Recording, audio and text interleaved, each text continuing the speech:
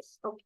ಏನ್ ಹೇಳ್ತಾರೆ, a path of width 10 meter, okay, measurement is constructed around a rectangular garden whose measurements is 200 meter into 180 meter. Then what is the area of the path? ಅಂದ್ರೆ ಒಂದು ಆಯತಾಕಾರದ ತೋಟದ ಅಳತೆ 200 metre into 180 metre ಆಗಿದ್ರೆ ಇದ್ರ ಸುತ್ತಲೂ ನಿರ್ಮಿಸಿದ 10 ಮೀಟರ್ ಅಗಲದಲ್ಲಿ ಇರೋ ರಸ್ತೆಯ ವಿಸ್ತೀರ್ಣ ಎಷ್ಟು? ಓಕೆ, ಸೊ ಸ್ವಲ್ಪ ಇಮ್ಯಾಜಿನ್ ಮಾಡಿ.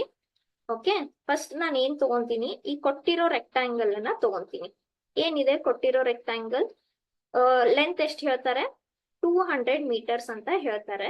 ಓಕೆ, ಇಲ್ಲಿ ಒಳಗ್ ಬರ್ಕೊಂಡ್ಬಿಡೋಣ. ಇದು 200 ಮೀಟರ್ಸ್ ಲೆಂತ್ ಇದೆ. ವಿಡ್ತ್ ಎಷ್ಟಿದೆ? 180 ಮೀಟರ್ಸ್ ವಿಡ್ತ್ ಇದೆ. ಓಕೆನಾ? ಅವರು ಅದಕ್ಕೆ ಏನ್ ಮಾಡ್ತಾ ಇದ್ದಾರೆ, ಇದು ಒಂದು ತೋಟ ಇದೆ ರೆಕ್ಟಾಂಗಲ್ ಶೇಪ್ ನಲ್ಲಿ, ಇದಕ್ಕೆ ಸುತ್ತಲೂ ಒಂದು ರಸ್ತೆ ಕನ್ಸ್ಟ್ರಕ್ಟ್ ಮಾಡ್ತಾ ಇದ್ದಾರೆ. ಸುತ್ತಲೂ ಕನ್ಸ್ಟ್ರಕ್ಟ್ ಅಂದ್ರೆ ಹೇಗಾಗುತ್ತೆ ನಿಮ್ದು ನೋಡಿ. ಓಕೆ, ಸೊ ನೀವು if you start walking on the path, your path will be something like this, correct? So ಈ ತರ ನಿಮ್ದು ಪಾತ್ ಇರುತ್ತೆ. ಸೊ ಇದು ನಿಮ್ದು ರಸ್ತೆ, ಹೌದಲ್ವಾ? ಶಾರ್ಪ್ ಎಡ್ಜ್ ಅಂತ ಇರಲ್ಲ. ಸೊ ಈ ಪಾಯಿಂಟ್ ಇಂದ ನೀವು ವಾಕ್ ಮಾಡಕ್ ಸ್ಟಾರ್ಟ್ ಮಾಡಿದ್ರೆ ಕರೆಕ್ಟ್ ರೆಕ್ಟಾಂಗಲ್ ಗೆ ಈ ತರ ನಿಮ್ದು ಪಾತ್ ಇರುತ್ತೆ. ಹಾಗಾದ್ರೆ ಇದೇನ್ ನಾನು ಡಾಟೆಡ್ ಲೈನ್ ಮಾಡಿದೀನಿ, ಅವರು ಅದ್ರದ್ದು ವಿಸ್ತೀರ್ಣ ಕೇಳ್ತಾ ಇದ್ದಾರೆ, the area of the path ಅಷ್ಟೇ. ಓಕೆ, ಆಮೇಲೆ ಮತ್ತೊಂದು ಕೊಟ್ಟಿದ್ದಾರೆ, ಏನು ಈ ಪಾತದ ಅಗಲ 10 ಮೀಟರ್ಸ್ ಇದೆ ಅಂತ ಹೇಳ್ತಾ ಇದ್ದಾರೆ. ಕರೆಕ್ಟ್ ಅಲ್ವಾ? ಇದು 10 ಮೀಟರ್ಸ್ ಇದೆ. ಹೇಗ್ ಮಾಡೋದು ಈಗ ನೋಡಿ. ನಾನ್ ಜಸ್ಟ್ ಕಲರ್ ಚೇಂಜ್ ಮಾಡಿದ್ರೆ, ಸೊ ಇಲ್ಲಿಂದ ಇಲ್ಲಿ ಒಂದು ರೆಕ್ಟಾಂಗಲ್ ಇದೆ, ಕರೆಕ್ಟ್ ಅಲ್ವಾ? ಇಲ್ಲಿಂದ ಇಲ್ಲಿ ಮತ್ತೊಂದು ರೆಕ್ಟಾಂಗಲ್ ಇದೆ, ಇಲ್ಲಿಂದ ಇಲ್ಲಿ ಮತ್ತೊಂದು ರೆಕ್ಟಾಂಗಲ್ ಇದೆ, ಇಲ್ಲಿಂದ ಇಲ್ಲಿ ಮತ್ತೊಂದು ರೆಕ್ಟಾಂಗಲ್ ಇದೆ, ಕರೆಕ್ಟ್ ಅಲ್ವಾ? ಸೊ ಇಲ್ಲಿಂದ ಇಲ್ಲಿ ಅಂದ್ರೆ ಎಷ್ಟಾಗುತ್ತೆ? ನೀವು 4 ಟೈಮ್ಸ್ ಮಾಡ್ಬೋದು. ಆದ್ರೆ ಅದನ್ನೆಲ್ಲ ಮಾಡೋ ಅವಶ್ಯಕತೆ ಇಲ್ಲ. ಜಸ್ಟ್ ಅಬ್ಸರ್ವ್ ಮಾಡಿ ಏನಾಗುತ್ತೆ ಇಲ್ಲಿ. ನಾನು ಏನ್ ಮಾಡ್ಬೋದು ಇದ್ರಲ್ಲಿ, ಇದು ಕಂಪ್ಲೀಟ್ ಆಗಿ, ಸೊ ಇಲ್ಲಿ 10 ಮೀಟರ್ ಇದೆ. ಈಗ ನೋಡಿದ್ರೆ ಇದು ಸ್ಕ್ವೇರ್ ಇದೆ, ಕರೆಕ್ಟ್ ಅಲ್ವಾ? ಸೊ ಇಲ್ಲೂ 10 ಆಗುತ್ತೆ, ಇಲ್ಲೂ 10 ಆಗುತ್ತೆ, ಇದು 10 ಆಗುತ್ತೆ, 10 ಆಗುತ್ತೆ, ಇದು ಕೂಡ 10 ಆಗುತ್ತೆ, ಇದು ಕೂಡ 10 ಆಗುತ್ತೆ, correct? So if you say it is a square. Yes, ಈ ತರ ನಿಮ್ಗೆ ಪ್ರತಿ ಒಂದು ರೆಕ್ಟಾಂಗಲ್ ತಗೊಂಡು ಆಡ್ ಮಾಡೋಕ್ಕಿಂತ ನಾವ್ ಏನ್ ಮಾಡ್ಬೋದು? ಓಕೆ, ನಾನು ಕಂಪ್ಲೀಟ್ ಆಗಿ ತಗೋಬಹುದು. ಯಾವ್ದು? ಪಾತದ್ದು, ಕರೆಕ್ಟ್ ಅಲ್ವಾ? ಕಂಪ್ಲೀಟ್ ಆಗಿ ತಗೋಬಹುದು ಈ ತರ. ಆದ್ರೆ ನಮ್ಗೆ ಕಂಪ್ಲೀಟ್ ಆಗಿ ಬೇಕಾ? ಇಲ್ಲ, ನಮ್ಗೆ ಬೇಕಾಗಿರೋದು ಇಷ್ಟು ಮಾತ್ರ, ಸೊ ನಾನು ಈ ಮಧ್ಯದಲ್ಲಿರೋ ಪೋರ್ಷನ್ ಅನ್ನ ತೆಗೆದು ಬಿಡಬೇಕು. ಮಧ್ಯದಲ್ಲಿ ಪೋರ್ಷನ್ ಅಂದ್ರೆ your second rectangle, correct?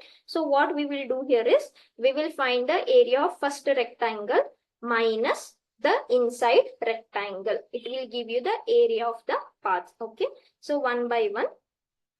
First, okay, first idu say first rectangle 1, say idu rectangle 2. Okay, so first rectangle 2 ge area ಏನ್ ಹೇಳುತ್ತೆ? ಲೆಂತ್ ಇಂಟು ಬ್ರೆಡ್ತ್, ಹೌದಾ? So length into breadth that are width ಅವರೇ ಕೊಟ್ಟಿದ್ದಾರೆ direct ಆಗಿ 200 into 180, ಹೌದಾ? So ಇದೆಷ್ಟಾಯ್ತು? 36,000. Yes, 36,000 centimetre metre. Yes, so ಇದು metre square ಆಯ್ತು, ಸರಿನಾ? ಈಗ R1 ಗೆ ಬರೋಣ. ಓಕೆ, ಈಗ ನೋಡಿ ಲೆಂತ್ ಎಷ್ಟಾಗುತ್ತೆ ಹೊರಗಡೆ ರೆಕ್ಟಾಂಗಲ್ ಗೆ. ಇದು ನಿಮ್ದು ಹೊರಗಡೆ ರೆಕ್ಟಾಂಗಲ್, ಕರೆಕ್ಟ್ ಅಲ್ವಾ? So this is your outer rectangle. ಈಗ ಇಲ್ಲಿ ಎಷ್ಟು ಡಿಸ್ಟೆನ್ಸ್ ಇರುತ್ತೆ? ಇಲ್ಲೂ ಅಷ್ಟೇ ಡಿಸ್ಟೆನ್ಸ್ ಇರುತ್ತೆ, ಕರೆಕ್ಟ್ ಅಲ್ವಾ? ಸೊ ಇದು 200 ಆದ್ರೆ ಇದು 200 ಆಗುತ್ತೆ. ಸೊ ಟೋಟಲ್ ಆಗಿ ಎಷ್ಟಾಯ್ತು? 10 ಪ್ಲಸ್ 200 ಪ್ಲಸ್ 200 ಅಂದ್ರೆ 220. ಓಕೆ, ಸೊ ಇದ್ರದ್ದು ಲೆಂತ್ ಎಷ್ಟಾಯ್ತು? 220 ಇಂಟು, ಈಗ ವಿಡ್ತ್ ನೋಡಿ, ಇದು ನಿಮ್ದು ವಿಡ್ತ್ ಈ ಸೈಡ್. ಓಕೆ, ಸೊ ಇದು ನಿಮ್ದು width.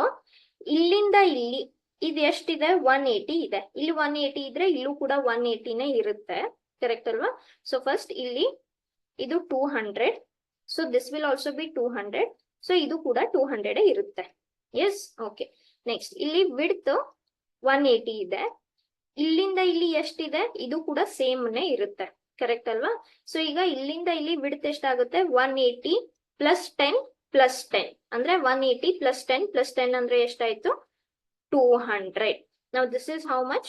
44,000. Okay. Therefore, what will be your required area?